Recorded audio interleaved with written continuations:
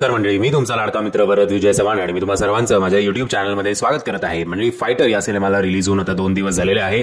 Mixed reviews असून सुद्धा box ऑफिसवर हा सिनेमा चांगली कामगिरी करताना दिसतोय.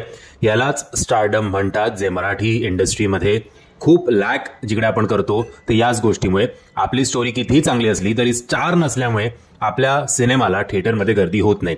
एनिवेज, आता बघूया पहिल्या 2 दिवशी या सिनेमाने किती कोटींची कमाई केली आहे ते. गुरुवारी जेव्हा हा सिनेमा रिलीज झाला होता तेव्हा 22.5 कोटी. काल 26 जानेवारी होता, पब्लिक हॉलिडे होता.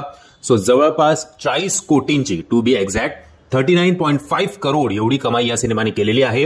ग्रोथ पर्सेंटेज जे आहे ते आहे 75.56%. ओव्हरऑल इंडियन बॉक्स ऑफिसवर पहिल्या 2 दिवशी या सिनेमाने कमवलेले आहेत 62 करोड रुपीज. 62 करोड रुपीज हे 2 दिवसाचं इंडियन बॉक्स ऑफिसचं नेट कलेक्शन आहे.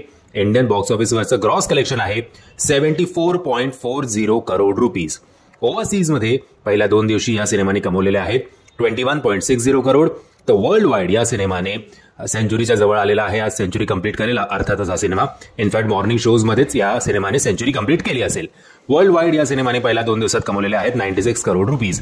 ओव्हरऑल काल 26 जानेवारी शुक्रवारी या सिनेमाची अख्ख्या दिवसाची ॲव्हरेज ऑक्युपन्सी होती 41.57%ची, ज्यात मॉर्निंग शोजचे 23.40%, आफ्टरनूनचे 44.81%, इव्हिनिंगचे 52.66%, तर नाईटचे 45.40%.